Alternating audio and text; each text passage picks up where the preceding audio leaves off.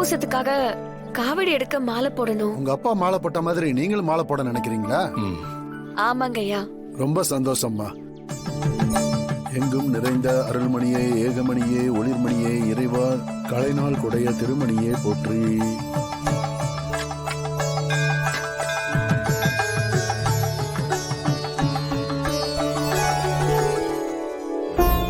என் வயித்துல உண்மையாவே குழந்தை உண்டாகல.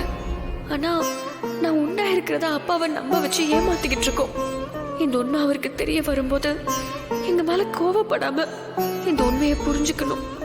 நல்ல நேரம் பார்த்து அவருக்கு இந்த உண்மையை சொல்லி அவர் இந்த உண்மையை ஏத்துக்கிறது மட்டும் இல்லாம எங்களையும் அவர் ஏத்துக்கணும்.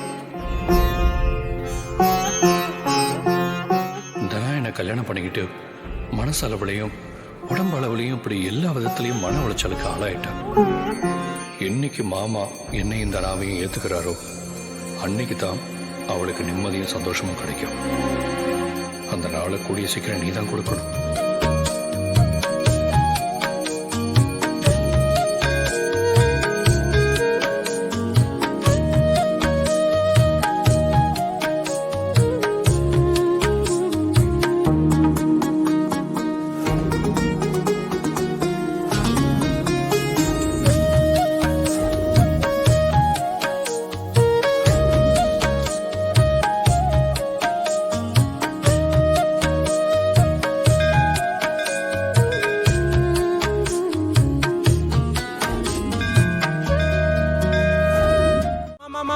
தப்புமா, தப்பு, ரொம்ப தப்பு. என்னதான் நான் உங்க பிள்ளையா இருந்தாலும் நீங்க என் அம்மாவா இருந்தாலும் இப்ப நீங்க என்ன சுவாமி அப்படின்னு தான் சொல்லணும். போடா வாடாலாம் சொல்லக்கூடாதுமா.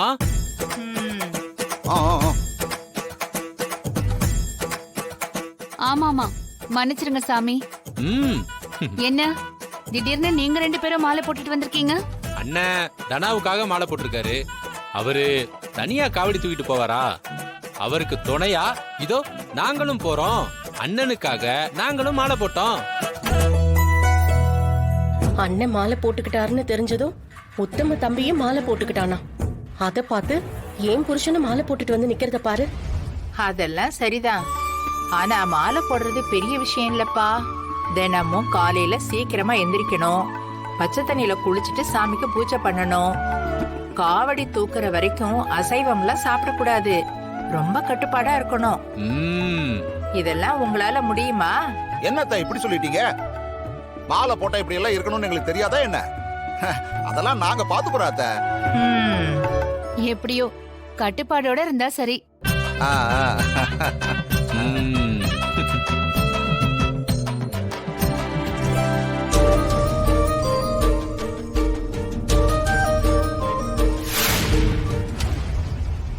பாருங்களேன், கதிரு மாலை போட்டுட்டு வந்திருக்கான்.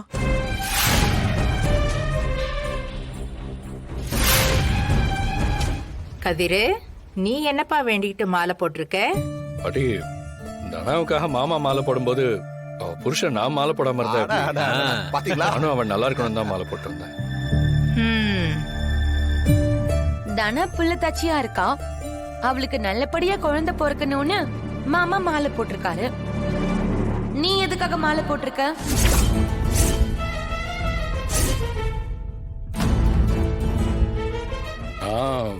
என்னோட குழந்தைக்காக மாலை போட்டிருக்கேன். வீட்டுக்குள்ளேயே ஒளிஞ்சுக்கிட்டு வேலைக்கு போனதா போய் சொன்னீங்களே, அந்த மாதிரி ஏதாவது தப்பு தண்டா பண்ணிட்டு அதை மறைக்கிறதுக்காக ஒண்ணு மாலை போடலையே.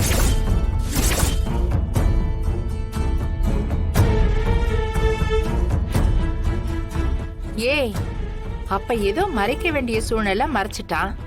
அதுக்காக எப்பவுமே அப்படியே பண்ணுவாங்களா? ஏன் பத்மா, ஏன் எப்ப பார்த்தாலும் குத்தி காட்டியே பேசிட்டு இருக்க?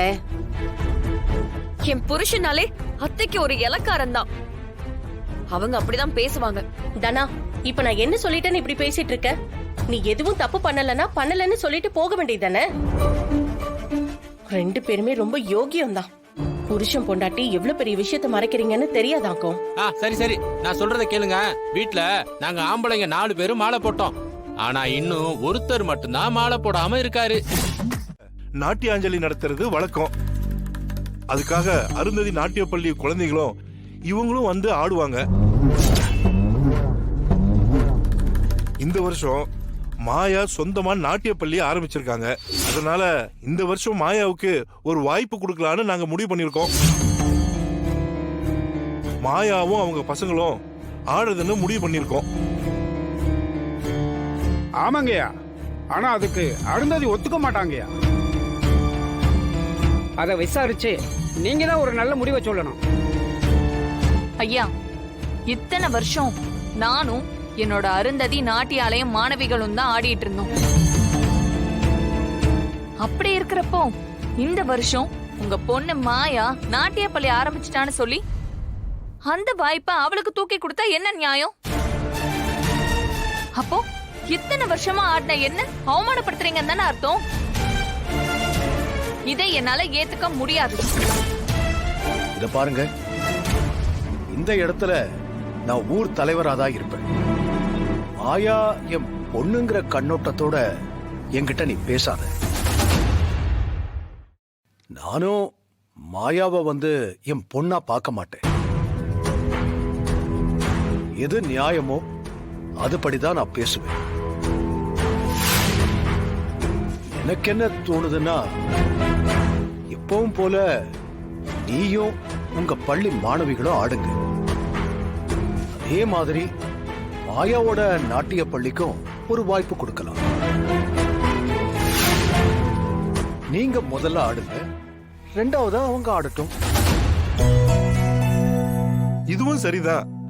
ஐயா சொல்றபடியே பண்ணிருவோம்.